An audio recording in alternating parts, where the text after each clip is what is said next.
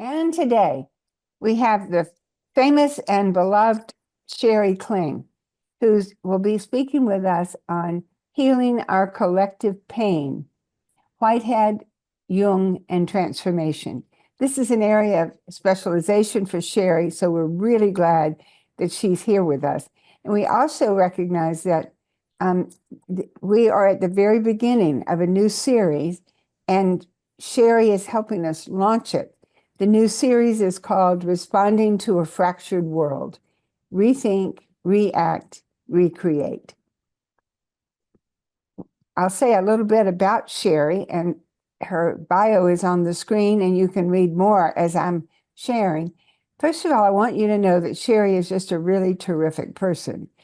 She is not only multi-talented, but she relates splendidly with other people, and she has developed dynamic relationships, not only with congregants in her congregation, and not only with process friends and colleagues, but also with scholars in fields where she is deeply engaged, and she's constantly learning and putting together new ideas. She's director of Process and Faith with the Center for Process Studies and interim minister of Redeemer Lutheran Church in Bradenton, Florida. Sheri did her Ph.D. at Claremont School of Theology in religion, and her focus was process studies. I also want you to know what many of you already know is that she's a theologian, songwriter, and spiritual teacher who draws from wisdom and mystical traditions. She also draws from relational worldviews, depth psychology, and the intersection of spirituality and science. So she is speaking today with us on the very heart of what she's involved in. I also want you to know she is a member of the Hayden Institute, adjunct faculty with Claremont School of Theology, and the author of a book that's had a lot of influence, A Process Spirituality, and the subtitle is Christian and Trans-Religious Resources for Transformation. She has contributed to other books. She's spoken and sung all over the place, and you're going to get a taste of all that right now. Sheri, welcome. Thank you. Thank you so much, Mary Elizabeth. It's so good to see all of you here today. I'm so happy to be speaking to this wonderful group again. I think the last, well, I've been here doing different things. I did something sort of similar on Whitehead and Jung, but not since I think April of 2021 or sometime around then. So it's good to be back and bring these ideas forward. We are, seeing a time of, I think, a lot of collective pain. And so it's maybe hopefully timely to be thinking about what I see as integrating resources. So I'm going to share my screen. All right. Okay, so you've heard a little bit already, but let me just say specifically that my research has been really focused on integrating process thought based on the work of Alfred North Whitehead and Jungian psychology, so C.G. Jung's work, and combining that with a spiritual practice of dream work to reveal that the nature of all levels of reality, from the cosmic level to the psychic level, is integrated, value-soaked, relational, and transformative. And I think that it leads us, especially through practices like dream work, to realize for ourselves in our own lives that we matter, we belong, and we can experience positive change. So today, what I'm going to be touching on basically is looking at wholeness. How do I understand wholeness at the level of cosmos and psyche? Talking then about fragmentation, about why I bring together these two thinkers, then about their work and the integration that I see that it can help us achieve, and then finally transformation and wholeness. So I want to begin this talk with what I see as the hope for destination, which is wholeness at all levels of experience. And so I'll be drawing here from theology, philosophical metaphysics, and spirituality.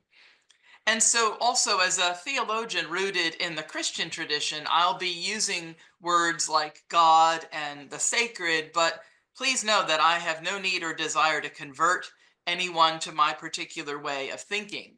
I like Michael Dowd's use of the term big reality in place of the word God as well.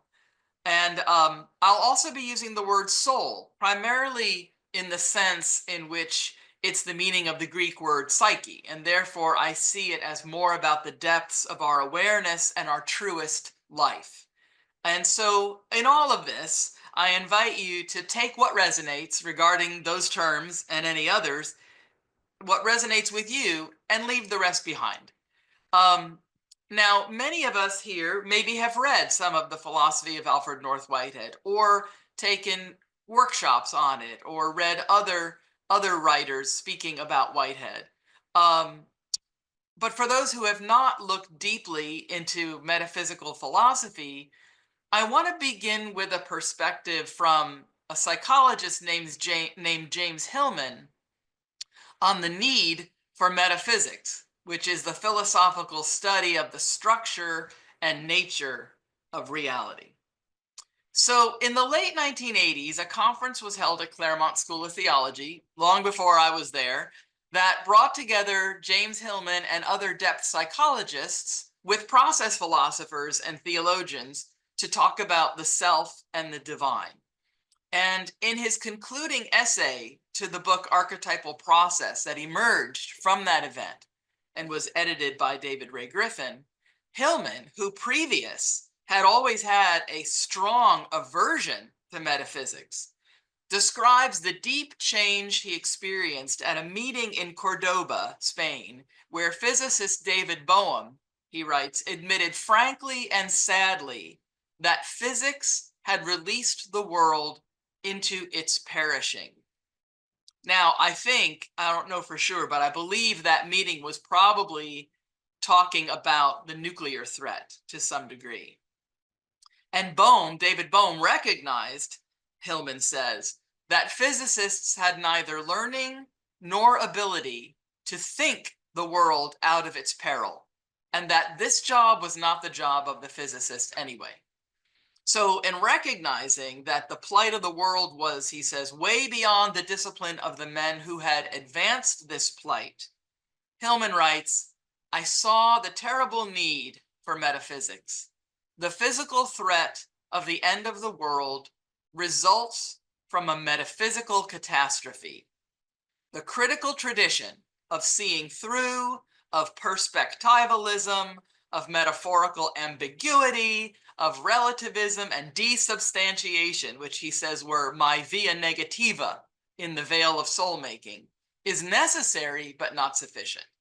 It is sufficient neither internally nor externally.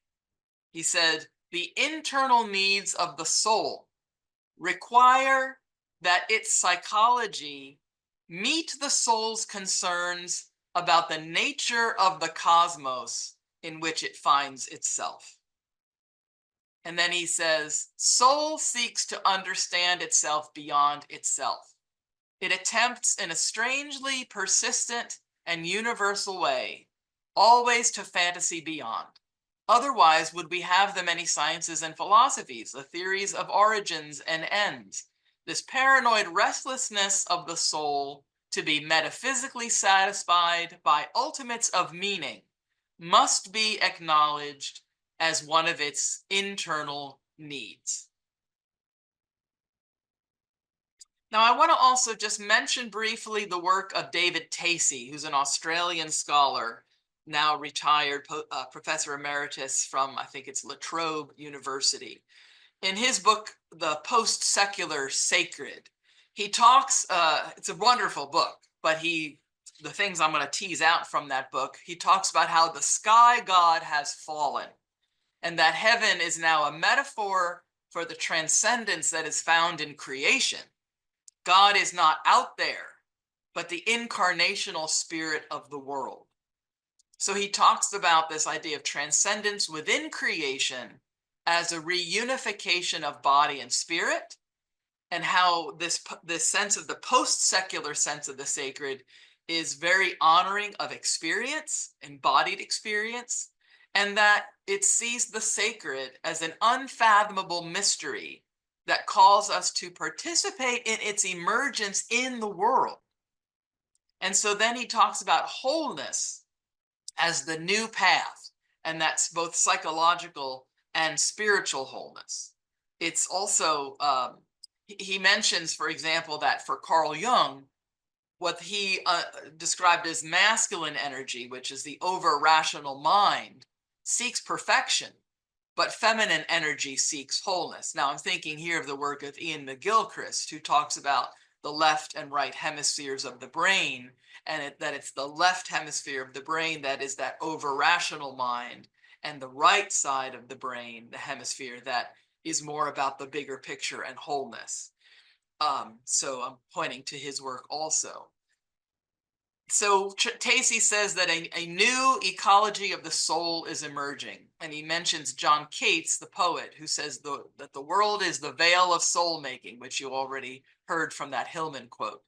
And so for Tacey now, soul is the link that holds eternity and time together, enabling us to experience the eternal present. He says that soul also holds the person together, and it ennobles the body and grounds the spirit. And he points to the work of Peter Van Ness, who defines spirituality as the desire to relate oneself as a personal whole to reality as a cosmic whole. I really like that. So those are some of the grounding ideas that I think I want to introduce. But now I want to move to the source, as I see it, of our collective pain, the pain that I'm interested in healing. And so that brings us to the problem of fragmentation. And I'm talking here primarily about my observations about American, US culture, but I think this fragmentation is present in Western culture more broadly, not just in the US. But looking at the US, I would say that we are a divided people at three different levels: at the societal level, at the interpersonal level, and at the intrapersonal level. So societally, we see that in what divides us, how divided we are politically and polarized we are politically. We see it in racism. Interpersonally, we see it in epidemics of loneliness and social isolation. We also see it intrapersonally, meaning within ourselves, in terms of things like when we look at the research done around trauma and adverse childhood experience, and the split that seems to be apparent between mind and body, and how that has affected people's health in their adult life. So this is, to me, the evidence that says we are a divided people. But I want to say that we live in a divisive culture. So we live in a culture, the Western worldview, the way of looking at reality, the eyes that the West looks through, are based on ideas that are very divisive, that divide us from ourselves and from each other. Substance metaphysics that says that everything can be reduced down to inert bits of dead matter that's pushed around by external forces. The dualism and materialism that separates mind from body and fact from value, and sees only what is real is that which can be measurable using the senses. The mechanistic view of reality that says that everything that exists is just like a machine. Patriarchy also, of course, that preferences what might be called masculine values, those over-rational values, over what has been understood as more feminine values. And again, I'm not talking here about gender. I'm talking more in the sense of like yin and yang, that there are these opposing energies that form reality, or form the tension that allows reality to emerge. And that patriarchal values have preferenced certain sides of those polarities that are inherently connected. And that also modern Western culture is dismissal of what is seen as non-rational. So whether that's love, truth, justice, or our dreams, it's all seen as non-rational and therefore not dependable. So why would I, in light of this problem of fragmentation, why would we turn to Jung and Whitehead? Well, first, let me tell you a little bit about each of these brilliant thinkers. So Carl Jung died in 1961. He was a Swiss psychiatrist and psychoanalyst. Famously was a colleague from a distance with Sigmund Freud and was really seen as Freud's heir apparent for a long time until they had a split in around 1913, and that caused a great disruption in Jung's own psyche. And that's what led him into his deep dive into his own unconscious. And out of that emerged what has now been published in recent years as the Red Book, which is both text and these amazing paintings that he did, kind of documenting what he encountered in the unconscious. And a lot of that became the fodder for his own theory, but of course, grounded in the empirical work he was doing with his patients all of the time. So he originated such concepts as the psychological complex, the idea of synchronicity or meaningful coincidences, the idea of the collective unconscious, the idea of archetypal phenomena, and the ideas about extroversion and introversion. And his work is the basis of the Myers-Briggs personality test that many people have taken. And so those are just some of his books there. Alfred North Whitehead was died in 1947, was born in England. He was a mathematician and philosopher. And in the early 1900s, he was considered to be the leading philosopher of science. And it was in those years that he was in his 60s when he was invited to Harvard to teach at Harvard. And so he moved to the US in 1924 and spent the rest of his years there at Harvard. And his major work is Process and Reality, which details his metaphysical philosophy of organism. But those are some of the other books that he wrote there as well. So why, though, do these thinkers appeal to me? Well, let me begin by just saying that my own early life was marked by trauma, including my father's suicide when I was 10 and other dysfunctional dynamics in the household that left me feeling empty inside and caused difficulties in my intimate relationships. But in my 30s, I discovered Jungian psychology through the book Women Who Run with the Wolves by Clarissa Pinkola Estes. Many people here may have read that work in the 90s and later. Her work and that of other Jungians led me to see that my life is part of a bigger story and that I can experience healing and transformation. Then a few years later, I was in Canyon de Chelly. This is in the mid-1990s. I took a trip on my own to the Southwest, took about 1,000-mile driving trip. And while I was in Canyon de Chelly, which is the picture on the right of that slide, I had this amazing experience where I was sitting on the rim of the canyon by myself, no other people at that overlook, looking down on the canyon floor where the people and trucks going on the little tours that I had just been on looked like the size of ants. And all of a sudden, my consciousness shifted to where I felt as if I was infinitesimally small, like a speck of dust in the universe, but that I was intimately connected to everything. And I felt that in every cell in my body for a few moments, and then, shifted back into regular consciousness. And so when I discovered Whitehead's philosophy and the theology that emerged from it, I felt that his way of describing the cosmos and human experience and God resonated with my own experience, both in terms of my working with dreams and this mystical experience that I'd had, And his work, Whitehead's work, also speaks of every individual as part of the larger cosmic mystery, and that everything is connected and imbued with sacred presence. So that just resonated with me. So Whitehead called his philosophy a philosophy of organism, where he described the cosmos as an organism and not as a mechanism or machine. Later, his thinking was referred to as process philosophy, and that led then to the development of process theology. And I took a class in process theology while I was at the Lutheran School of Theology at Chicago, though I had to go next door to the Presbyterian Seminary to take it with Anna Case Winters. But in that class, it struck me that the way that John Cobb and David Ray Griffin described Christ as creative transformation sounded a lot like Carl Jung's process of individuation.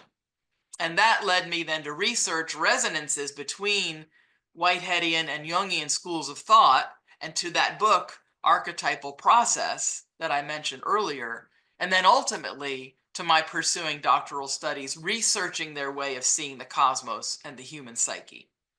So let me share with you now some key ideas from their work that I find resonant and helpful to the pursuit of wholeness.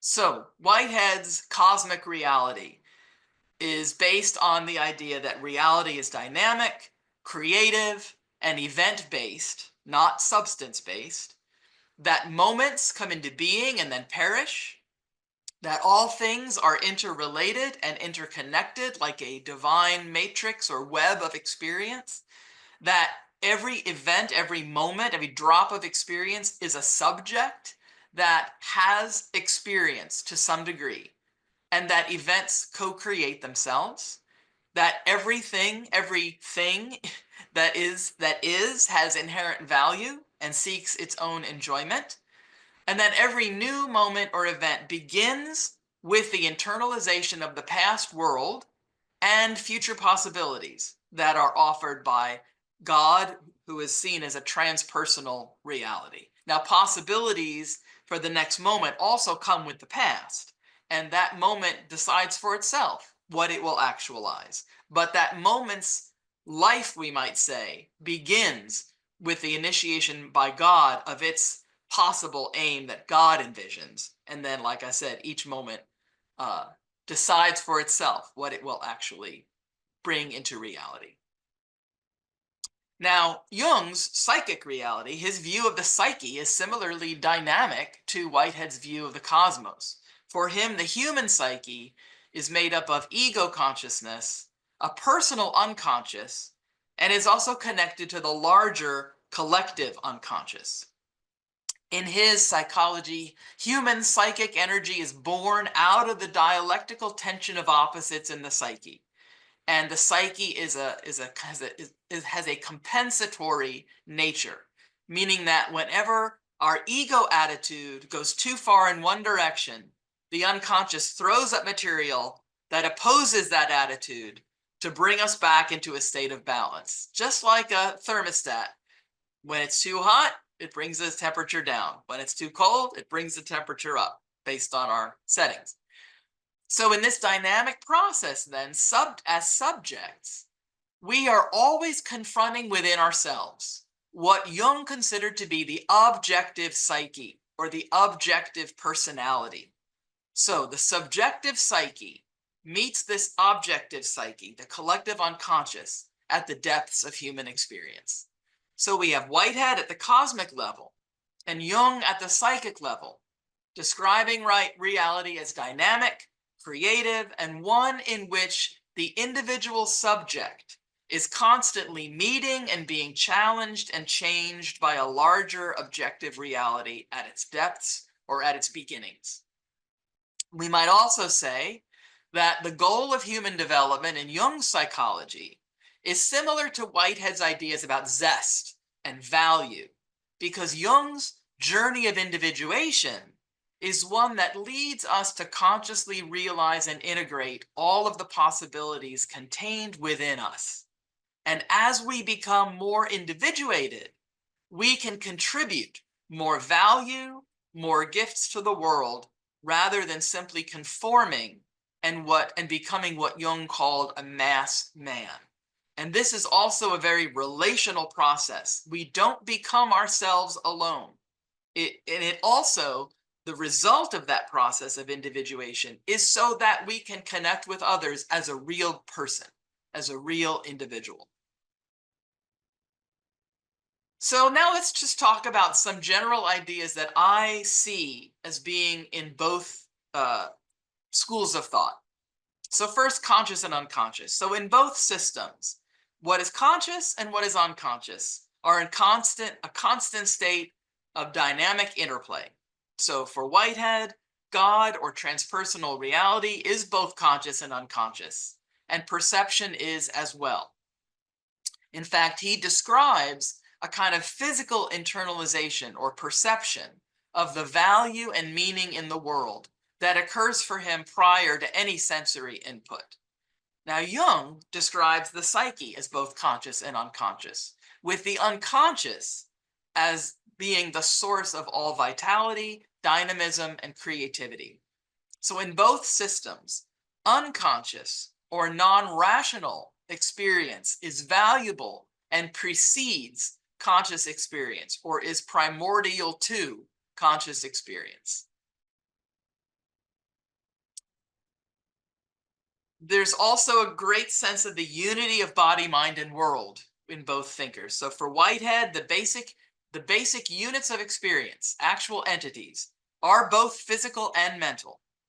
And so subjective experiences can't be dismissed. And mind and matter, for Whitehead, are not two distinct substances.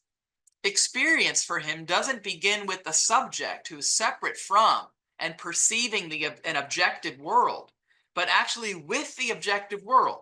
The past and its interrelationships internally enter each moment, are actually grasped by each moment and kind of pulled into it, and are the ground from which each moment arises. For Jung, the body and the psyche are also one system. He thought it would be absurd to believe that life was only physical. He believed that we encountered an objective world both outwardly and inwardly. Whitehead also believed, he said, that the body lies in the field of nature and that there is no distinct boundary between us and the world. Basically, it was the same for Jung, who believed that our psychic depths are nature, and nature is creative life. Whitehead also believed that everything that exists, as I mentioned earlier, has some level of experience, an idea that is now known as pan-experientialism. Now, it's slightly different from panpsychism. I don't know that Whitehead would have said that consciousness goes all the way down. I don't think he would have, but that experience goes all the way down. Jung believed that everything in the universe has a psyche-like quality or a capacity for responsiveness. For him, the basis of his theory of synchronicity is that archetypes seem to mediate mental and physical events that are connected through meaning and value. And archetypes are patterning principles and organizers of images and ideas. And also, he thought of matter and energy. Now, in his autobiography, Memories, Dreams, Reflections, Jung said this quote here, that at times I feel as if I am spread out over the landscape and inside things, and am myself living in every tree, in the splashing of the waves, in the clouds and the animals that come and go, in the procession of the seasons. There is nothing with which I am not linked. Well, what about transpersonal reality? So for Whitehead, there is a transpersonal reality that's part of our experience. God is real and grounds and initiates the creative processes of the world. God is necessary in Whitehead's cosmos, although there are process thinkers who don't agree with that. But Whitehead himself said that God is necessary because of core aspects of reality that must come from a non-actualized level of reality. So for example, if true novelty is possible for a forming moment of experience, then that novel possibility can't arise from existing realities, or else it wouldn't be novel. but must come as a relevant, novel possibility ordered for that moment as it is arising and relevant to that moment as it is arising. And so he thought that those functions have to be being provided by something. And he thought that something was God. So Whitehead also believed that God is present in and initiates every moment of experience, but God's presence in the world and in the individual is not coercive, and the possibilities that are offered are not determinative. The individual entity is always free to choose its response, which he thought results in the potential for evil, wounding, and alienation. Now, for Jung, the archetypes are both material, meaning they exist in the body as instincts, and immaterial, meaning they exist transpersonally as form. So Jung believed that the individual human psyche is part of a larger transpersonal psyche. And he also said that there was a God image, there is a God image, the archetypal self, he called it, in the human psyche, that was the mediating point between the individual and this transpersonal reality. So Whitehead's consequent God, consequent nature of God, suffers with and heals the world. Jung's unconscious psyche is where we encounter the healing power of the archetypal self that draws us toward wholeness and integration. For Jung, it's possible for us to differentiate the primordial level of life that we encounter in numinous experience. He said it was impossible for us to differentiate that level, that primordial level of life that we encounter in numinous experience and God. He said that God and the collective unconscious are empirically indistinguishable. Now, for Whitehead, value and fact are both fundamental. So value is communicated through aesthetic patterns or images that are dynamic and laden with emotion. So when that past world comes into that new forming moment, it comes in with feeling tone, with aesthetic patterns, and that is what brings the value. That emotion-laden value is persuasive and proposes possibilities that may be novel and creative. So value and aesthetic qualities are not only subjective, with meaning just being generated in the individual's mind for Whitehead, but value and aesthetic qualities are inherent in the objective world. So the value that's achieved by each moment of experience is then what is permanent in the world, and the process of actualizing value is ongoing. So the value that we achieve becomes objective data for the next moment and is held in memory by God, and therefore has a kind of permanence. So the purpose of existence in Whitehead's system is enjoyment or zest, intensity of experience, and the attainment of value. And for Jung, the process of individuation is the journey through which we actualize value, when we can embody one's own being and realize our potential in the world. And he thought this was the process of development for every person. Relationality. For Whitehead, everything is interconnected. Every new subjective moment of experience arises out of the objective past world. Nothing exists only for itself, but everything is interwoven into the entire web of existence. And so experience begins by this internal encounter with the other, the past world. For Jung, too, there's no distinction between the individual psyche and the collective psyche, and the deepest levels of our experience are built on an encounter with an other, the objective psyche. So everything is in relationship, and each of us is formed by our relationships. Now, multiplicity and flux or change are just woven into existence, as are creativity and freedom. Reality is not static. Our undeniable reality is that change, perishing, and loss are inherent to life. So there is a wounding reality to embodied existence. And I would say we all have things in our past that are painful. But process thought shows us that novelty or positive change is possible in every moment. We change and change each other with our aliveness. In this way of thinking, the sacred doesn't sanction the status quo, but lures us toward value and novelty. And similarly for Jung, personality only develops because of the tension between opposing forces that underpin the psyche. Now, for Whitehead, each entity may choose to repeat its past, while novel possibilities are available. For Jung, complexes, psychological complexes, can become habits that trap us in repetitive unconscious behavior, where we just repeat the past over and over again. Yet, he thought when complexes are brought to consciousness and integrated, they fall apart.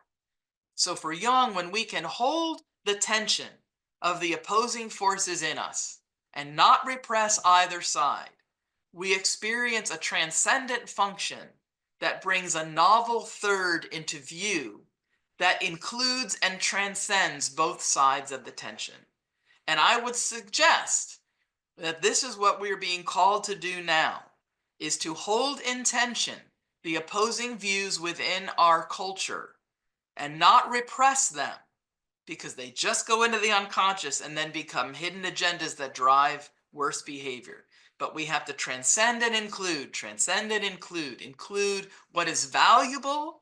Right now, we've got traditional, modern, and postmodern worldviews are active and alive in our culture.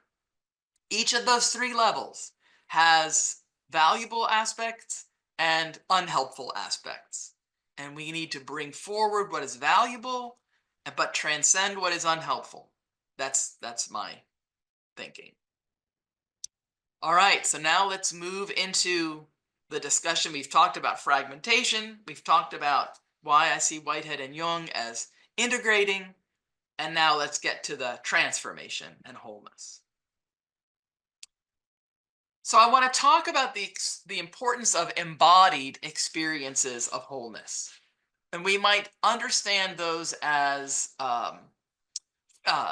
understanding all aspects of our lives as one coherent whole, that we might think of wholeness as a sense of at-homeness or at-one-ment, feeling undivided, of seeing our life and ourselves as meaningful, seeing ourselves as in relationship to the whole, as interconnected with the whole, that we can also know ourselves as able to experience positive change, and that we can then understand reality as whole and understand that it can facilitate our own wholeness, that both at the level of cosmos and psyche and soul. And just, a note here, when we think about this post-secular sacred, this post-secular valuing of the primacy of experience, we have to also then take into account things like mystical and ecstatic experience, or near-death experiences, or evidence of reincarnation and the paranormal. We've got to take all that into account, or we do not have a coherent description of reality. So I want to mention about the power of the numinous. So the word the numinous or numinous experience comes from Rudolf Otto's work, where he talks about the numinosum. And he talks about experiences of mysterium tremendum and mysterium fascinans, meaning mysterium fascinans are those kind of religious or ecstatic experiences that attract us, that have a fascination and draw us toward maybe an experience of unity or presence. Mysterium tremendum is more that awestruck fear of God, falling on our knees like Job when he hears the speeches of God from the whirlwind. Mysterium tremendum experiences kind of can knock us flat, but these are what he called the numinous. But we can experience the numinous in dreams, in nature, in reverie. Now, there's a researcher named Walter Houston Clark who talks about how these numinous experiences, ecstatic, religious, mystical, whatever we call them, however we experience them, as being experiences that can produce profound changes to personality. In fact, they're the only experiences that can. He talks about how like talk therapy can only take us so far. He was a psychologist, but it's that these kinds of ego shattering experiences that help force us to redefine who we are and what reality is, that really can have the most profound changes to personality. And I would suggest that Western culture lacks this sense of numinous experiences that are unitive, transformative, and whole-making, and certainly doesn't give us a means through which we can understand those. So I want to just touch on some work that I did where I'm suggesting that numinous dreams can be whole-making encounters. So in 2014, I conducted a pilot qualitative research study of Christian dream workers who attend the Hayden Institute Summer Dream Conference. And I was seeking in that exercise to discover the essential nature and meaning of the practice of Jungian dream work in the spiritual lives of the individuals that I interviewed. Now, like I said, it was just a pilot study where I interviewed 5 people.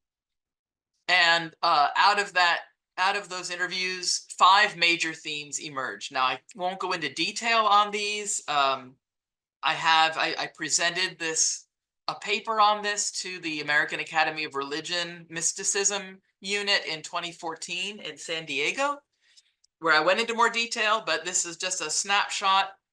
That the themes that I found was first that they all had, now again, I couldn't isolate dream work separate from other spiritual inner work that they do. So I can't say specifically this is only as a result of their dream work, but dream work played such a huge role in their spiritual lives that I feel confident that I can identify these themes as relating to dream work.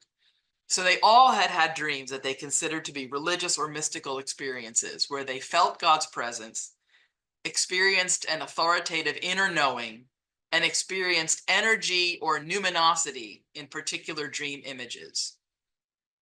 They also all believe that dreams can hold important meaning and value. Not every dream, but that there are those dreams that come and feel very important. And they typically recorded their dreams in some way and worked with their content. They also saw some dreams as conveying divine communication, including insights, guidance, loving support, hope, and healing messages.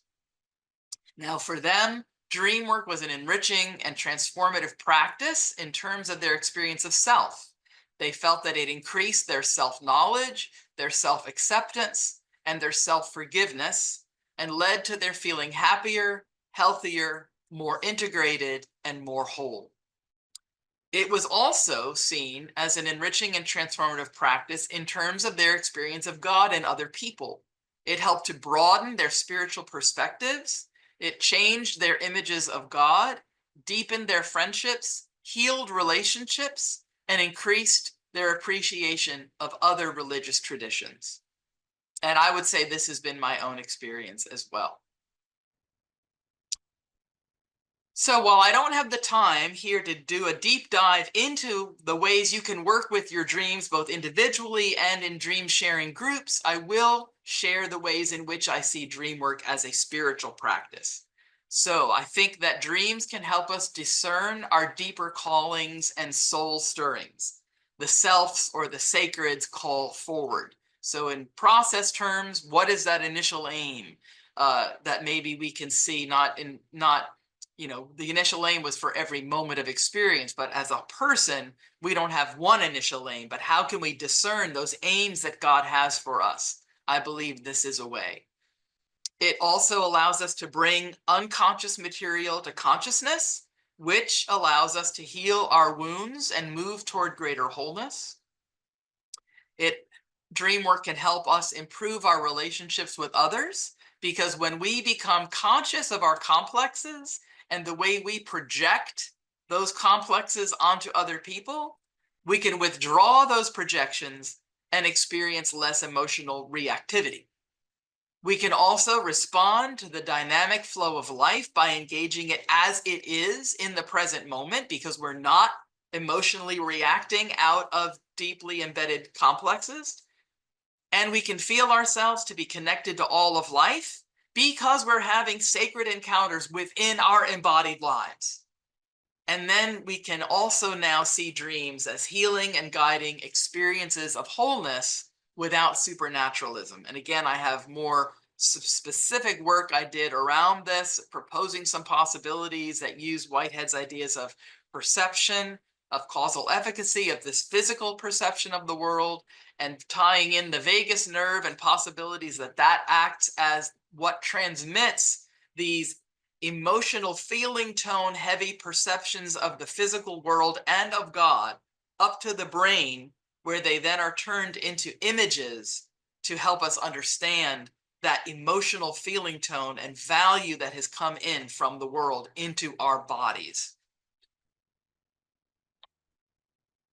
So what does this mean? It means for me that through these ideas, through this way of seeing cosmos and psyche, and looking at a practice like dream work, we can have embodied experiences of wholeness, where we understand that we have value, that we matter, that both cosmos and psyche are relational, and that we belong and are interconnected and connected to everything, that new possibilities for transformation are available in every moment, and that therefore, no matter how painful our past or our present may be, we can experience positive change. There are possibilities for positive change in every moment. They may be very limited, but they're there. And if this is true, then it's true universally, and it is therefore trans-religious. So now I'm going to sing a song of my own composition called The Whole Making Nearness of God. So I'm going to stop sharing.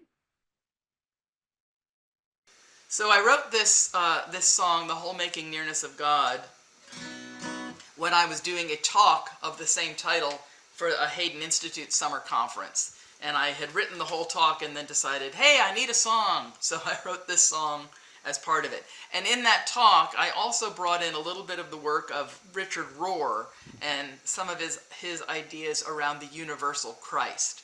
And so there's a couple references to some of that work as well. So this is The Whole Making Nearness of God.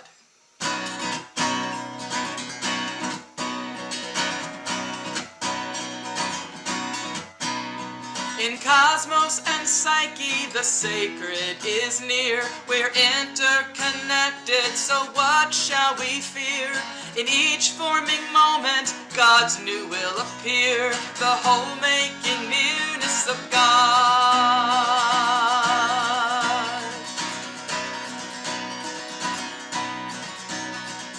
We cannot carry the glory or shame. We cannot heal all the pain in our name.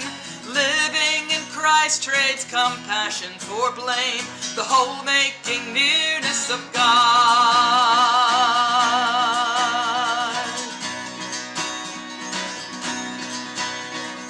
Even within all the suffering we know, God's possibilities yearning to grow. Grace, creativity comes in the flow, the whole making nearness of God. Let it flow, let it flow, that the world may know. Seeking the best for each being that lives, never excluding, this cosmos forgives. Wholeness and healing, the love that God gives, the whole making nearness of God. Let it flow,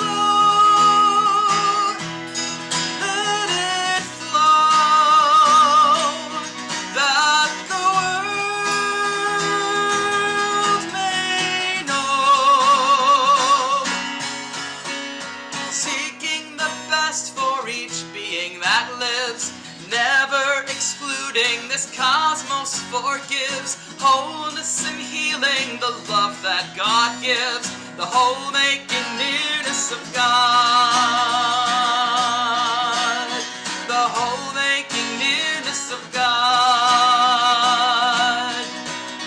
the whole making nearness of God.